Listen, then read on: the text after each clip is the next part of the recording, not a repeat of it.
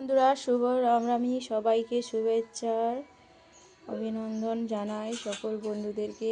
আজ হচ্ছে আমাদের বাড়িতে রামনবমী পুজো। তো চলো সব জোগাড় টোগাড় করলাম।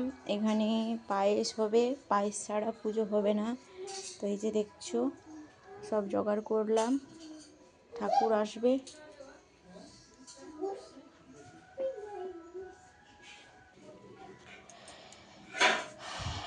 সব কিছু ঠিকঠাক মতন জোগাড় করে নিয়েছি।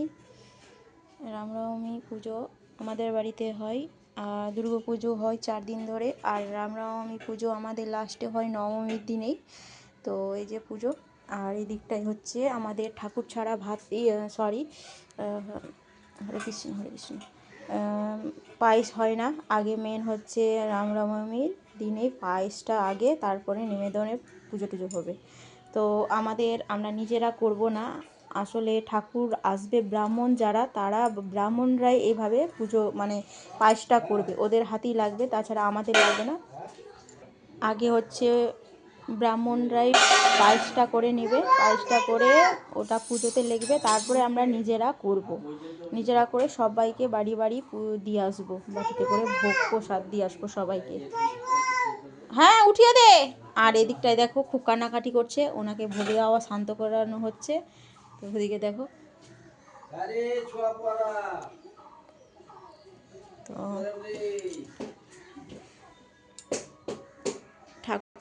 ঠাকুর এখনও আসে নাই, মানে পাওয়া যায় না। এই রামনবমী পুজোর দিন, নবমীর দিন একদমই পাওয়া যায় না ঠাকুর। একজন আসলো, ঘুরে চলে গেল। ওনাকে বলা হলো যে তুমি শুধু খালি পায়েসটা একটু নেড়ে টেড়ে ব্যাস তুমি করে দাও, নেড়ে ছেড়ে করে দাও। কিন্তু ওর সময় নেই, অনেকগুলো বাড়ি, কত আমাদের এখানে ব্রাহ্মণ অনেক, কিন্তু সবারই পুজো লেগে গেছে। আর এখন আমাদেরকে পাওয়া যাবে কি না জানি না, পাওয়া তো যাবেই, না পাওয়া গেলে তো এই পুজো তো আমাদের পায়েস হবে না, নিজেরা তো করতে পারবো না। তো যাই হোক, আচ্ছা এখানটাই হবে। এটা হচ্ছে আমাদের মা মঙ্গলচণ্ডী। তো পরে আবার নেক্সট ভিডিওতে নিয়ে আসবো।